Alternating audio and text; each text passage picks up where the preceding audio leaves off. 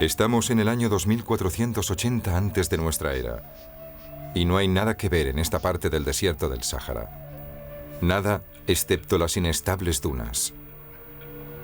Pero eso está a punto de cambiar.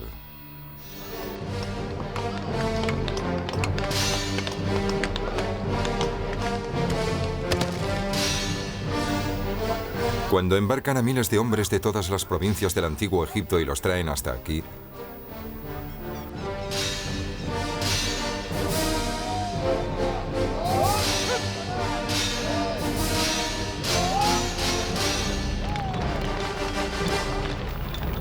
cuando extraen millones de toneladas de rocas y las arrastran por esta yerma meseta.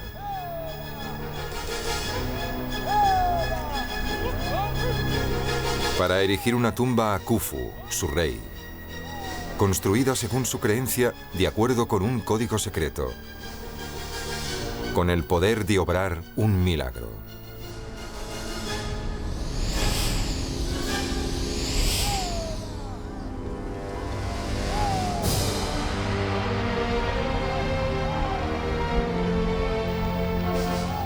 Durante más de 4000 años, los seres humanos han considerado esto la más antigua y excepcional de las 7 maravillas del mundo que aún permanece incólume, uno de los grandes misterios de la Tierra.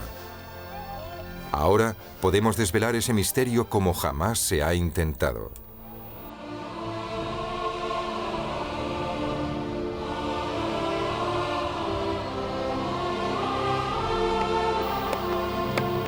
Combinando los últimos hallazgos históricos con la tecnología más moderna, podemos viajar en el tiempo para ver la gran pirámide de Gizeh a través de los ojos de los hombres que la construyeron.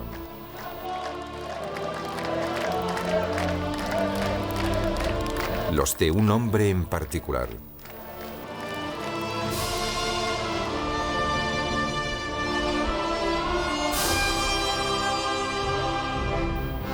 No se trata de ningún personaje histórico real, pero los acontecimientos de su vida se basan en pruebas fehacientes.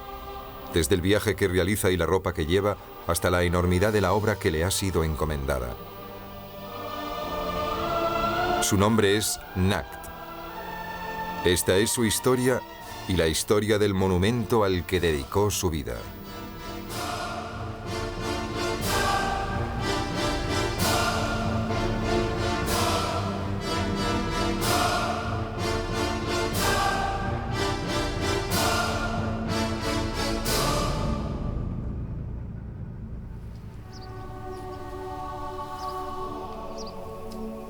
Hace más de 40 años que los hombres del rey vinieron a buscarnos. Me trajeron aquí para trabajar en una obra que me dejó perplejo.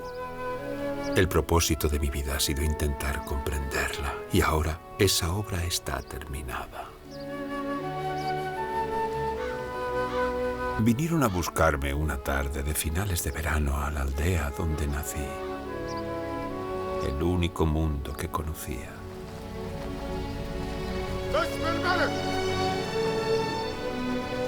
En nombre del rey. En nombre del rey. Esas fueron las palabras que pronunciaron cuando vinieron a por mi padre y a por mi abuelo antes que él. Aquella vez venían a buscar a mi hermano, Deva, y a mí.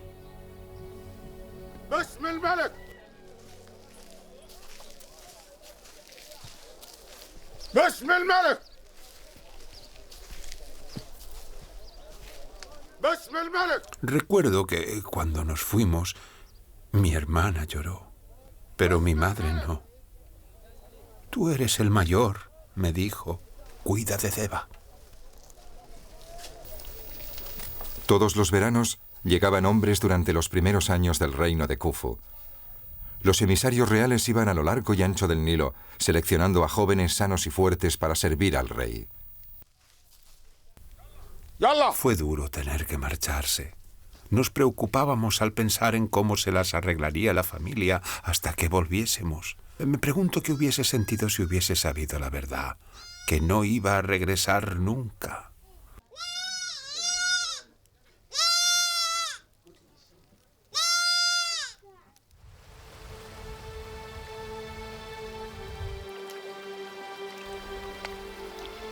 Cuando nos sentamos allí, de pronto recordé las historias que mi abuelo me había contado sobre la gran escalera de piedra que había construido hacia los cielos.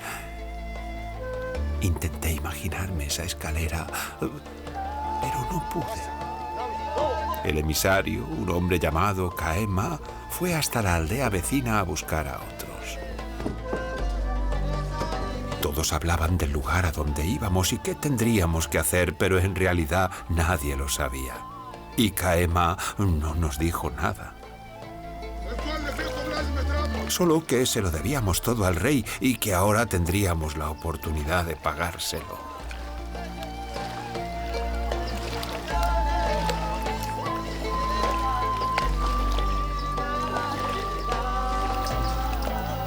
Jóvenes reclutas como Nagt y Deva no tenían ningún motivo para tener miedo al comienzo de su viaje.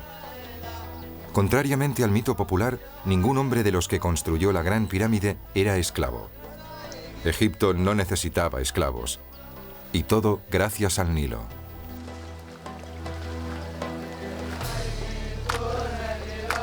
Nos unimos a la conocida oración.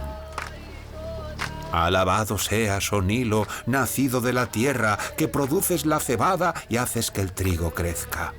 Tú te levantas y la tierra se regocija, y entonces todos están felices.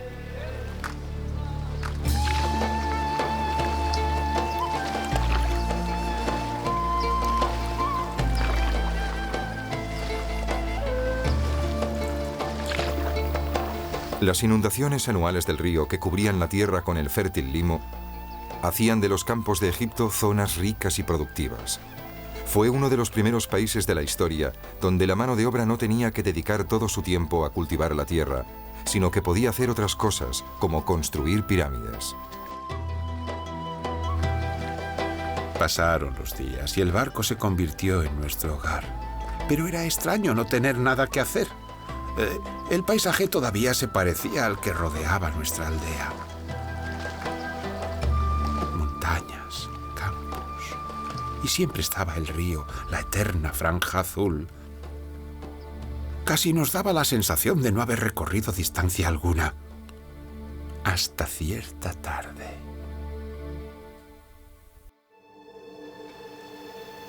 Era la hora más calurosa del día. A lo lejos, en lo alto de una colina en pleno desierto, había un triángulo de piedra grande como una montaña, pero una montaña hecha por el hombre. Desde luego, inmediatamente pensé en mi abuelo. Así que había construido su gran escalera de piedra. Y pensé, Deva y yo haremos lo mismo, por eso nos han mandado aquí.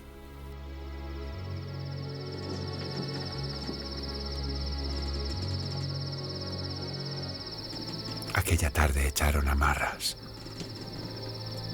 Yo no pude dormir.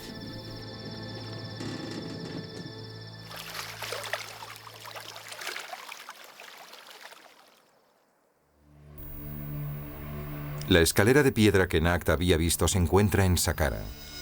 Es el monumento de piedra más antiguo del mundo que se conserva intacto y la primera clave para desvelar el misterio de las pirámides. 60 años antes del reinado de Khufu, lo primero que construyeron los egipcios fue esta forma, hoy tan familiar, colocando 6 grandes rectángulos de piedra uno sobre el otro. Eso les había permitido levantar un monumento que, según su creencia, poseía un inmenso poder secreto.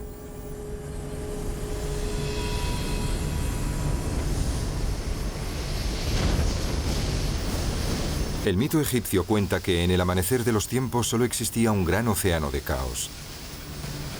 De ese caos emergió el primer montículo de tierra firme, con la forma de una pirámide.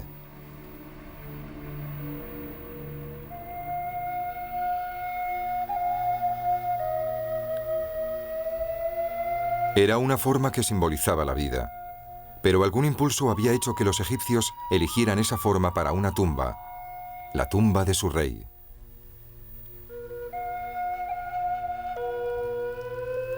«60 años después, en el año 2480 antes de nuestra era, ese mismo impulso había llevado hasta el desierto al nuevo rey Khufu con un séquito cuidadosamente seleccionado.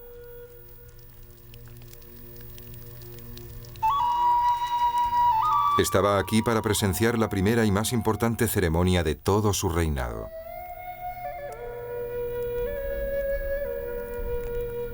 Al contrario de lo que sostienen algunas teorías recientes, las pirámides no fueron construidas por seres del espacio exterior. Pero los que las erigieron estaban obsesionados por el espacio exterior. Los egipcios lo medían todo a partir de las estrellas, su calendario, las inundaciones del Nilo, y lo hacían porque se dieron cuenta que todas las estrellas se movían. Todo lo que se veía en el cielo nocturno estaba en movimiento, todo menos un punto inmóvil y oscuro. Alrededor de ese punto inmóvil y oscuro había dos estrellas especialmente brillantes que giraban siguiendo un círculo constante. Cuando una estrella estaba encima de la otra, podía sostenerse una plomada frente a ellas. En aquel mismo instante, pasaba a través del punto inmóvil y oscuro con absoluta precisión.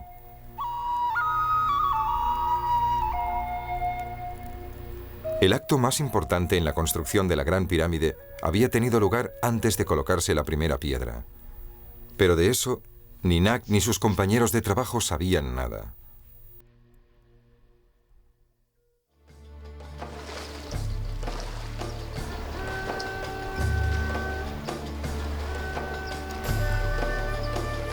Al ver la escalera de piedras pensé que estábamos cerca de nuestro destino y de pronto en el río vi mucha actividad. Había barcos cargados con todo lo que uno pueda imaginarse.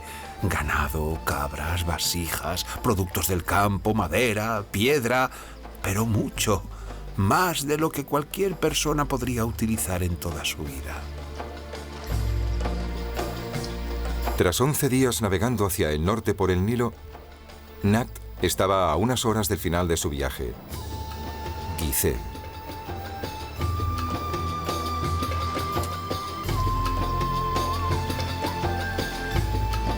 Hoy es un bullicioso suburbio a 16 kilómetros al sur del Cairo. En aquel entonces era un floreciente asentamiento de la orilla occidental del río. Cada día llegaban aquí barcos llenos de reclutas.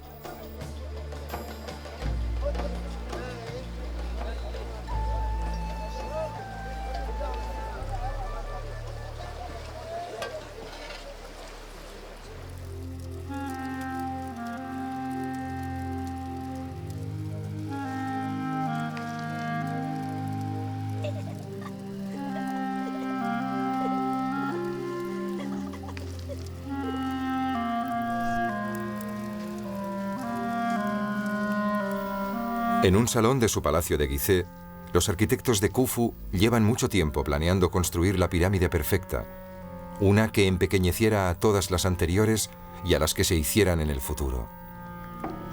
Una que permanecería como la estructura más alta de la Tierra hasta que se construyó la Torre Eiffel en 1889. Pero primero tenían que volver a los fundamentos. El plan era construir hacia arriba desde una base llana, colocando más de 200 líneas horizontales de bloques de piedra caliza una encima de la otra, siendo cada línea un poco más corta que la anterior. La teoría era simple, pero ponerla en práctica debió parecerles casi imposible.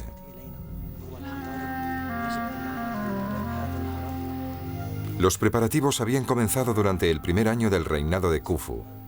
En la meseta de Gizeh, el terreno se había acondicionado y nivelado. Después, los canteros especialistas habían dispuesto la base de la pirámide, un cuadrado perfecto de bloques tallados de piedra caliza. Dentro de ese cuadrado había un afloramiento de piedra caliza que otros canteros ya habían cincelado en escalones regulares para formar el núcleo de la pirámide. El mayor de todos los proyectos arquitectónicos estaba a punto de comenzar. Lo único que faltaban eran los obreros. No comprendía lo que estaba viendo. ¿Cómo podía comprenderlo?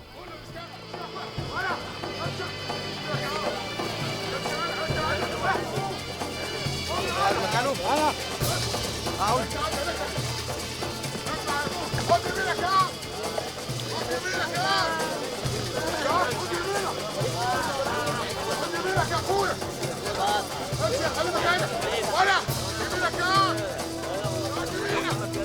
Dejamos atrás el río y empezamos a subir hacia la meseta del desierto.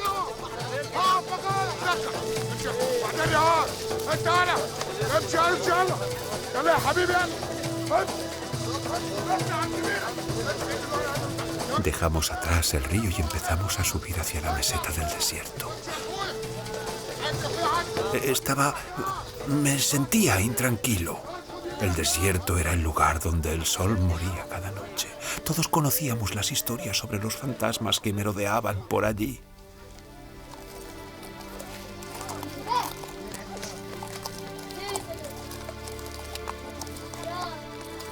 Nos habían contado que había un sitio para nosotros en la meseta, al final de una hilera de barracas.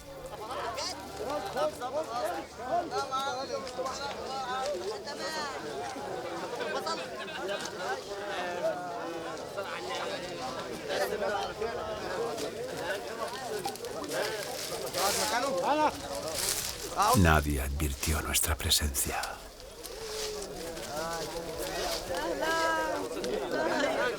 Resultó que teníamos que compartir una estera de juncos que había en el suelo.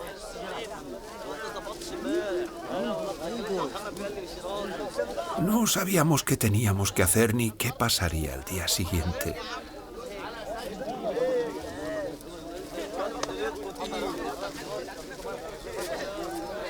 Pero mi verdadero viaje solo acababa de empezar.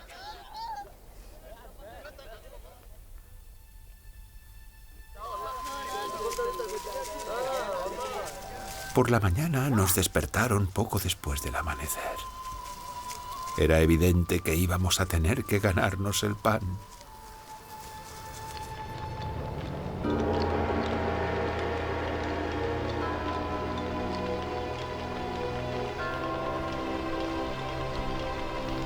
Pensé que Guise no podía depararnos más sorpresas.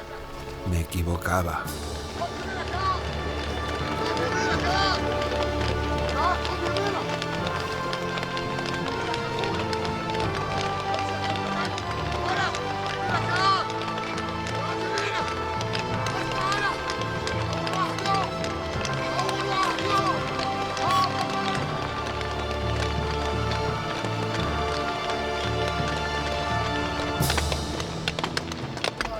Lo que recuerdo con más claridad era el ruido. Nos pusieron a trabajar enseguida, acarreando agua. Era agotador.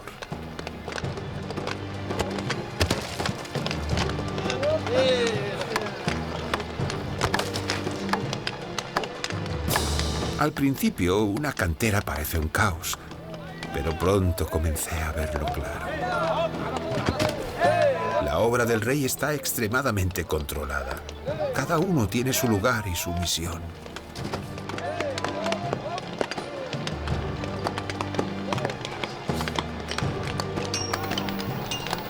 Para la construcción de la Gran Pirámide necesitarían 5 millones de toneladas de piedras, la gran mayoría extraídas del yacimiento de Gizeh. Actualmente se estima que fueron precisos unos 1.500 hombres para tallarlas. La suya era una tarea compleja. No era para ninguno de los inexpertos reclutas como Nagt y Deva.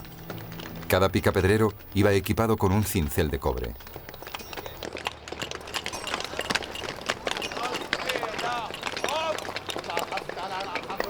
Otro grupo de especialistas de la cantera eran los escribas.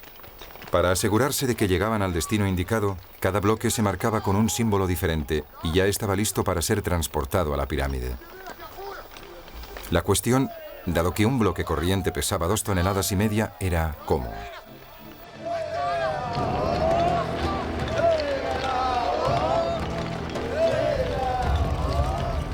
A los pocos días pasamos de llevar agua a los tallistas a servir a un grupo que se autodenominaban los borrachos de Khufu. Eran hombres duros y su misión era transportar las piedras de la cantera a la pirámide. Nuestro capataz nos había nombrado aprendices. El abuelo siempre nos decía, si queréis mejorar, obedeced al jefe. Pronto descubrimos que en este trabajo había truco. En seco el trineo se clavaba. pero si añadíamos un poco de agua se deslizaba con facilidad. Es la tafla, la arena de Gizeh. Una vez mojada, todo resbala sobre ella.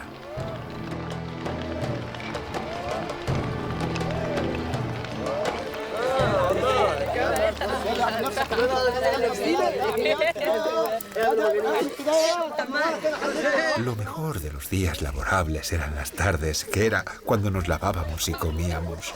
Trabajábamos 9 días y descansábamos 1.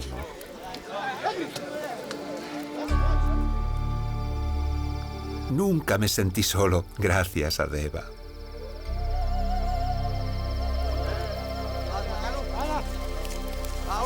Por la noche oíamos rugir a los leones en el desierto y hablábamos de nuestras aldeas.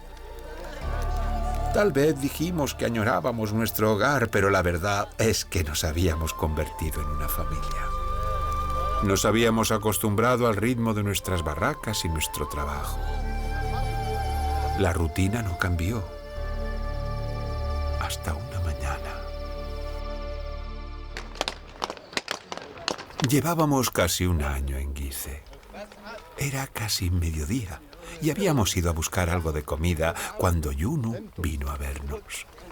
Teníamos que presentarnos en nuestro nuevo trabajo, lejos del rincón que teníamos asignado en la cantera.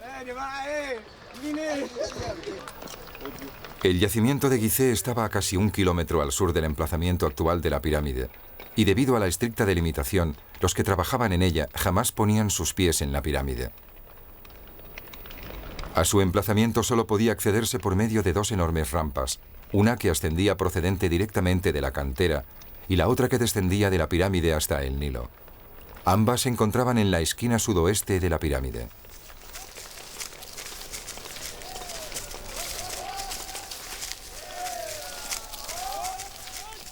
Nunca olvidaré el día que subí a la rampa por primera vez.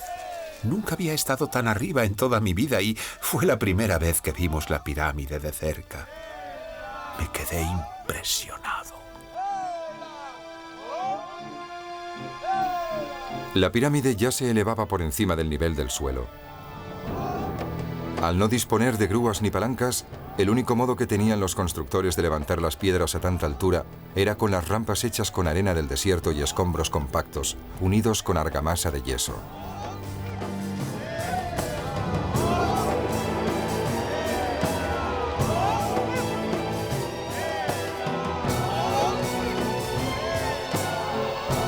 Durante 16 años, cada día de trabajo se extrajeron, tallaron y arrastraron 1000 toneladas de piedras hasta la superficie de este inmenso proyecto arquitectónico.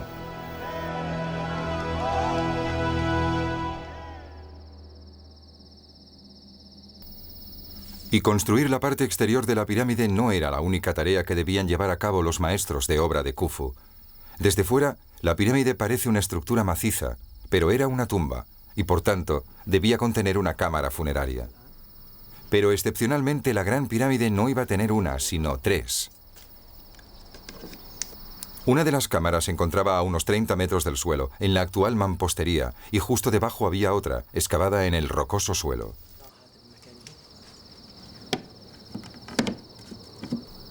Hacia el año 2474 antes de nuestra era, la tercera cámara, la más importante, estaba en construcción, y por eso había una enorme galería interior que llevaba hasta ella.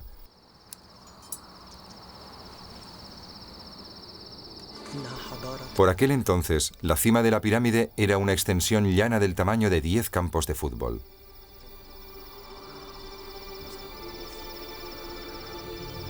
En el centro se hallaba la galería interior, donde varios equipos de especialistas se aprestaban para la construcción de la cámara fúnebre superior.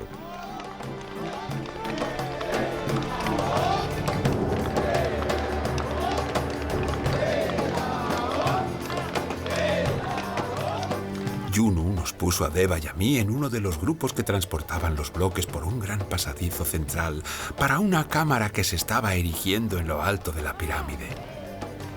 Él nos contó que en esa cámara descansarían los restos mortales del rey.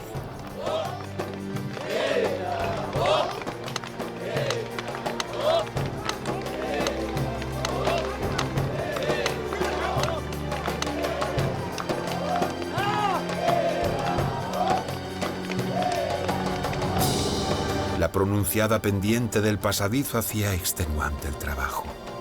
Al final del día suspirábamos por volver a nuestras barracas. Pero Yunu tenía otros planes.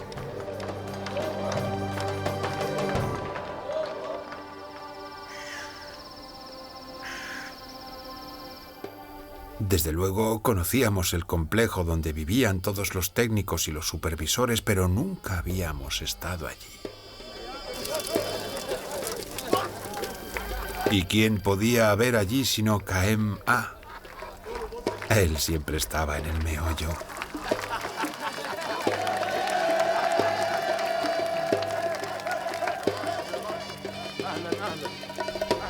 Nos dijo que nos sentáramos y nosotros le obedecimos. Luego intentó hacernos sentir a gusto.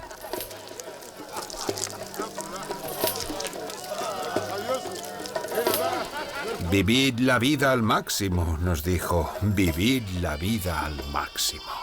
Y entonces hizo un brindis en nuestro honor. Nosotros no entendíamos nada.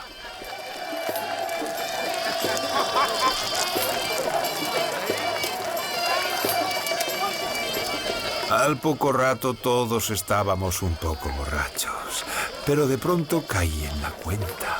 Kaem-A se traía algo entre manos. Incluso Yunu, el viejo impertérrito, parecía complacido.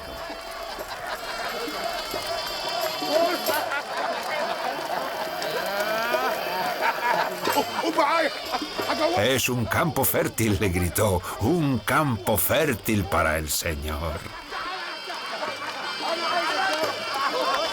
Era la hija menor de Yunu. Su nombre era Varasa. Era Deva quien había sido elegido como su esposo.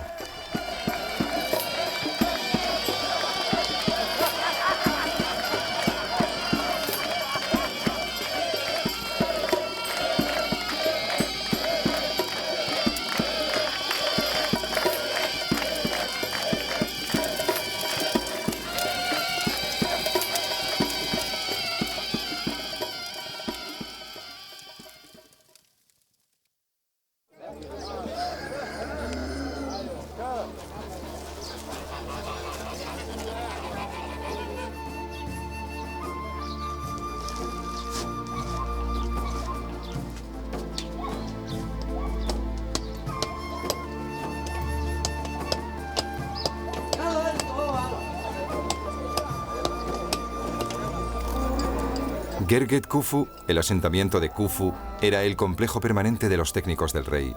Aquella gente formaba parte de su corte.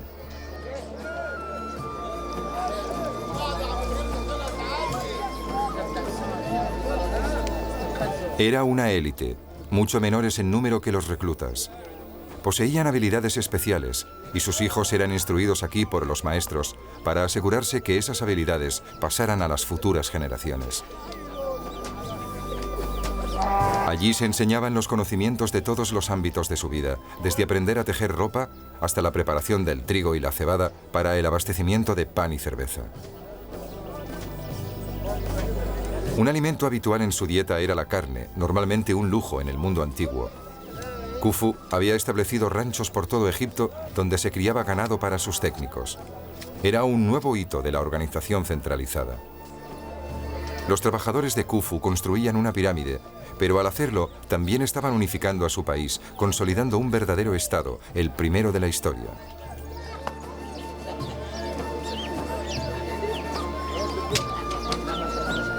Aquella mañana, Deva y yo éramos tan felices como no lo habíamos sido desde que llegamos a Gize. Me sentía muy orgulloso.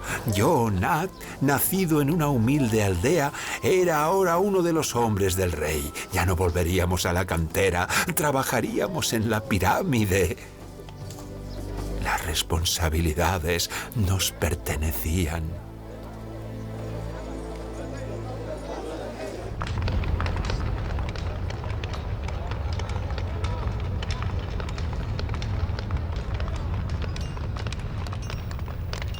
Entre los maestros artesanos de Khufu, los tallistas que trabajaban en la misma pirámide eran preeminentes. Era responsabilidad suya el acabado de los bloques que llegaban de la cantera antes de ser dispuestos en el muro exterior de la pirámide. La extraordinaria precisión de la Gran Pirámide se debe a la pericia de sus tallistas y lo lograron con las herramientas más sencillas. La más importante era el cuadrado geométrico, que les permitía comprobar el ángulo correcto de cada piedra antes de ser ubicada. También se usaron plomadas sencillas y marcos de madera en forma de A para comprobar que cada bloque se colocaba nivelado.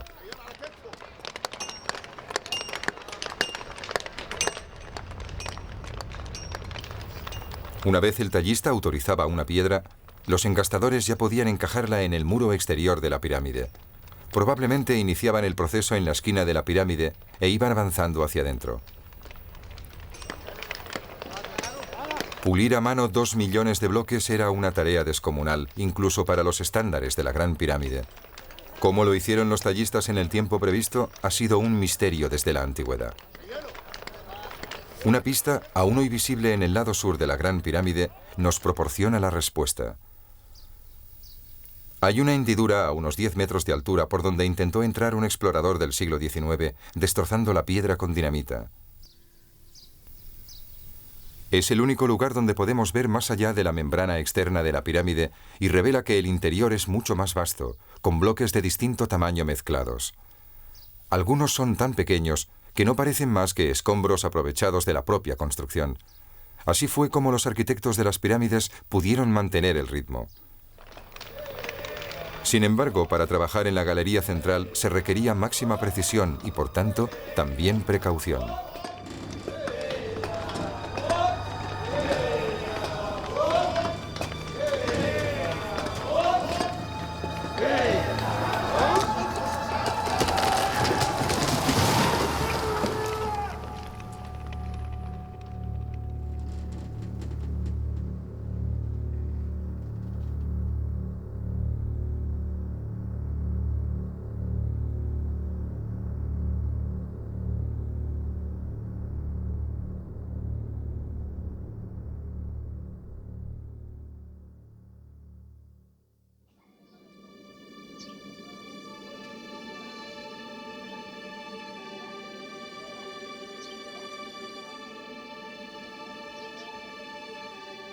Había trabajado todos esos años en una tumba y hasta entonces nunca había pensado en la muerte.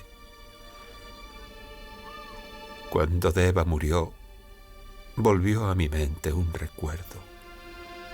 Una vez, cuando éramos pequeños, vimos un barco grande y reluciente que pasaba frente a nuestra aldea.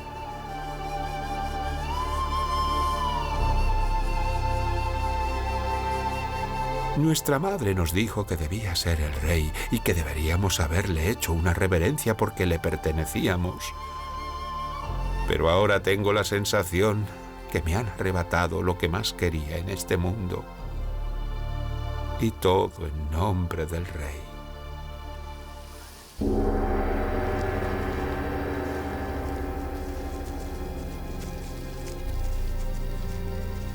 Todo ese sacrificio por un solo hombre.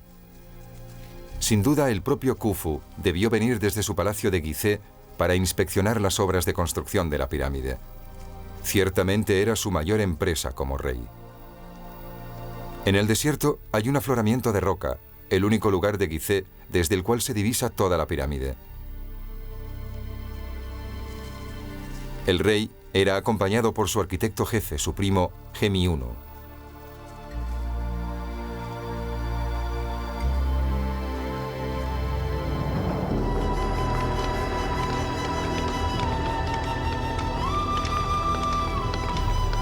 A sus pies, el rey debió ver a unos 25.000 hombres, entre técnicos, reclutas, canteros, transportadores de piedras, engastadores, de quienes era responsable, a los que había traído a Gizeh para colaborar como ningún humano lo había hecho hasta entonces.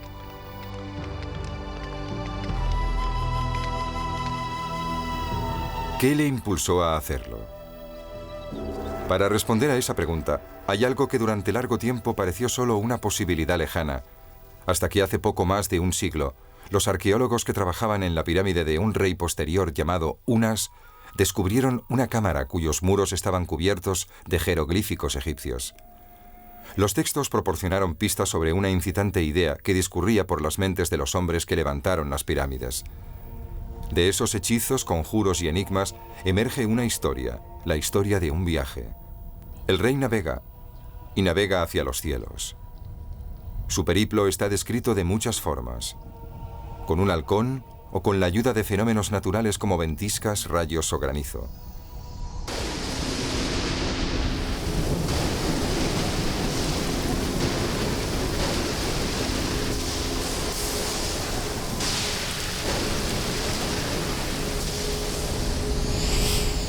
Los textos de las pirámides siempre describen el final de este viaje del mismo intrigante modo. El rey se marcha hacia las indestructibles.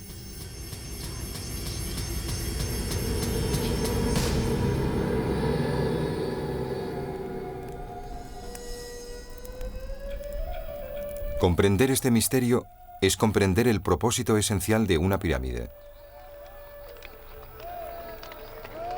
Pero estas enigmáticas creencias no eran comprendidas por todos. Eran de dominio exclusivo de unos pocos iniciados. Los trabajadores de Khufu tenían preocupaciones más elementales, como asegurarse de trasladar 1000 toneladas de piedra cada día hasta la superficie de la creciente pirámide.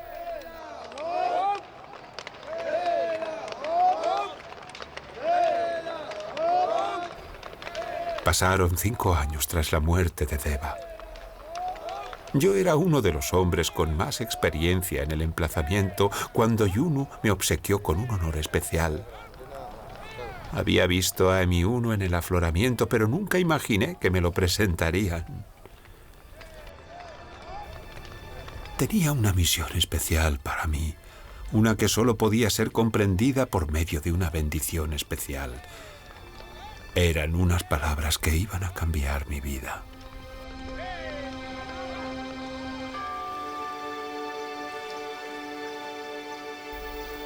Unos 10 años después de iniciarse las obras de la Gran Pirámide, amarró en Gizeh una barcaza que transportaba un cargamento especial.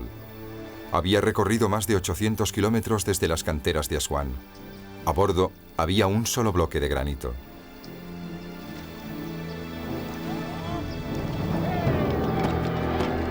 El bloque era uno de los 9 que se traerían a Gizeh. Eran los 9 bloques más vitales de todos los millones que conforman la Gran Pirámide. Cada uno pesaba más de 50 toneladas y se requeriría a 200 hombres para moverlo.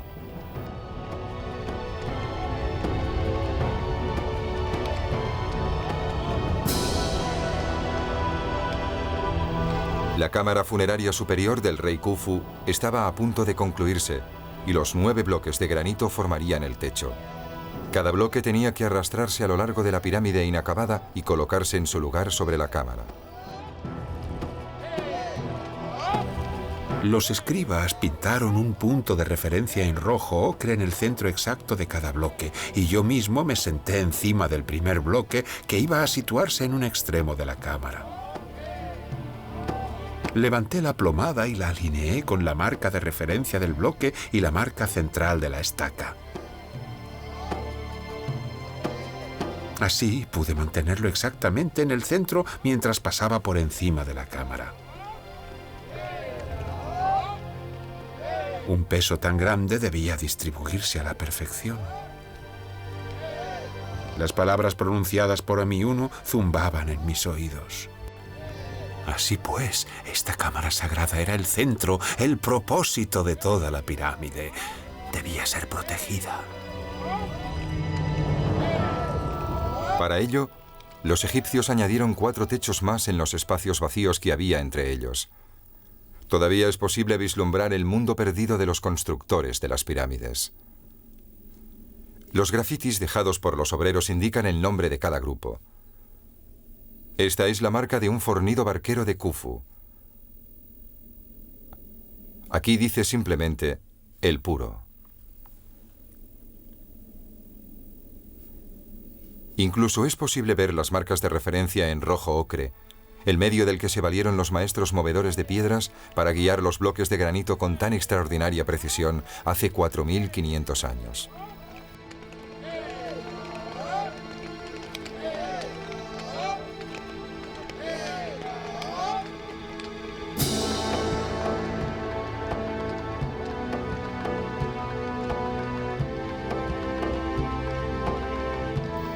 Al último tercio de la pirámide no se podía llegar por la rampa principal. En su lugar, se utilizó una rampa en espiral, realizada en los escalonados lados de la pirámide, y subían hasta lo alto. Por esta rampa en espiral, los grupos más expertos de transportadores de piedras arrastraron los últimos bloques hasta que llegaron a la cima.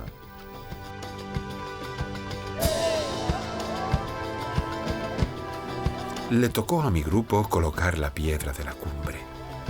Los tallistas la habían preparado con más esmero que todas las demás. Sus lados eran perfectamente lisos, pero debajo habían dejado una protuberancia que sobresalía. Giramos el bloque hasta que la protuberancia encajó en un agujero tallado en los bloques de abajo.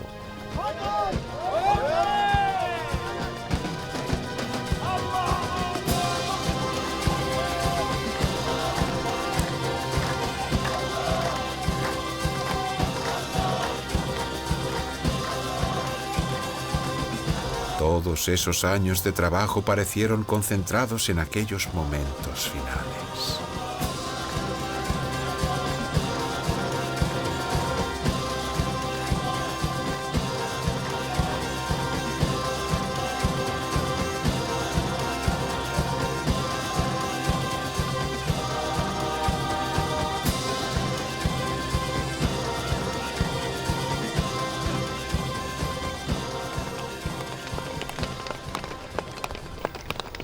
Una vez colocada la piedra de la cumbre, se desmontaron las rampas y se tallaron las piedras externas más salientes para que todas continuaran hacia abajo en un ángulo perfecto. Después se alisó y se pulió cada bloque a conciencia para crear 4 triángulos de piedra resplandecientes. El efecto debió ser deslumbrante, muy distinto de la pirámide que vemos hoy.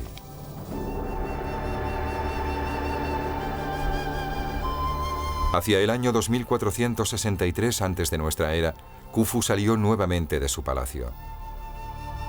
Cruzó el desierto siguiendo la misma ruta que había recorrido con sus astrónomos 17 años antes, para contemplar la tumba que iba a inmortalizarlo.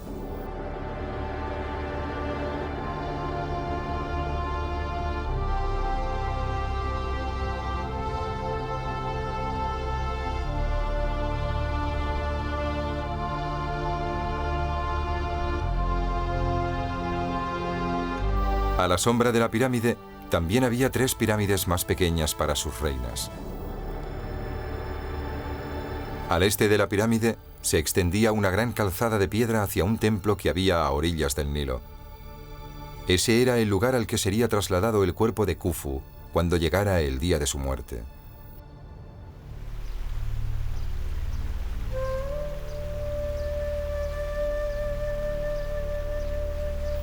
Ese momento sucedió a primera hora de la mañana de un día de primavera, alrededor del año 2457 antes de nuestra era.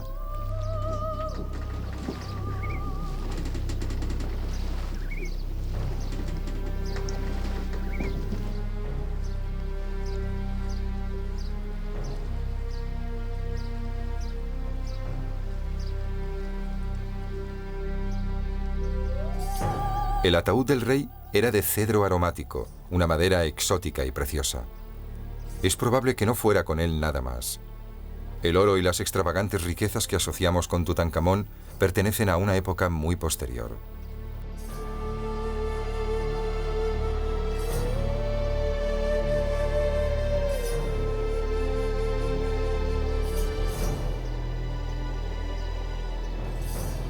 El ataúd se descargó en el muelle. Fue como si estuviese colocándose la última piedra de toda la estructura y la más importante de todas.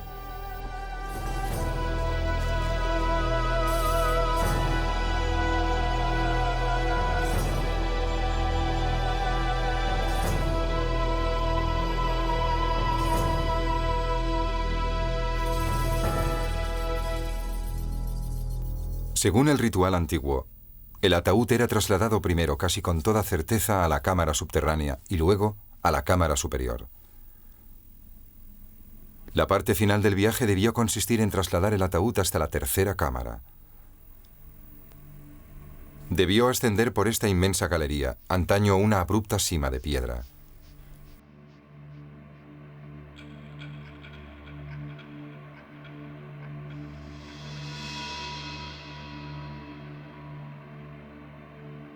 Finalmente, el ataúd se llevó hasta la cámara superior, la cámara del rey propiamente dicha, y bajo el gran techo granítico de Nakht se hallaba el sarcófago.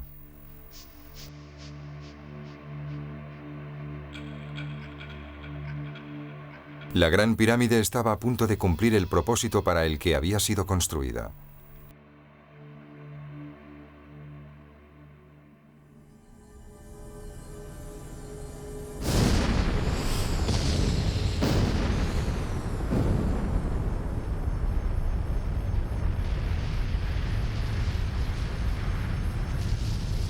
A la postre, el rey se había marchado hacia las indestructibles.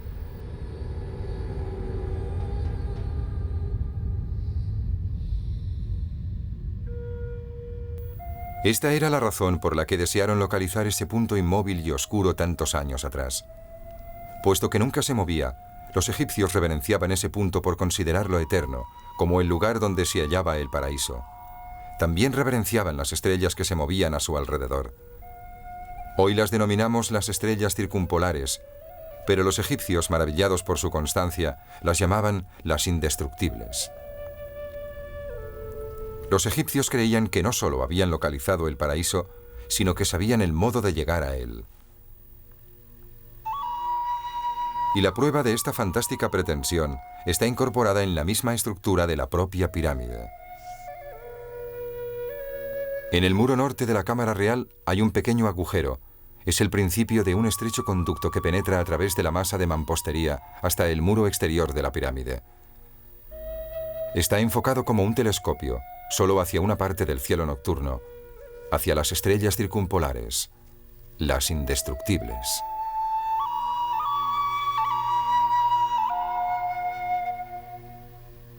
Los arquitectos de Khufu creían que habían erigido una máquina de la resurrección, una máquina que aseguraba la inmortalidad, y no solo para su rey.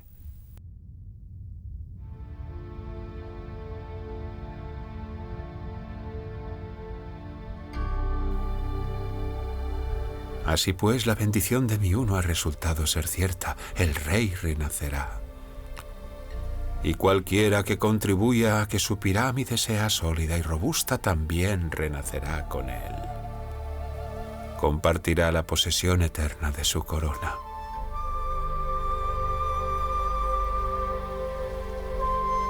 En nombre del rey. Ahora lo veo claro. En nombre del rey. Gracias a nosotros se convirtió en indestructible, y nosotros lo seremos gracias a él. Yunu, Kaema, Deva, yo mismo, todos nosotros, Egipto.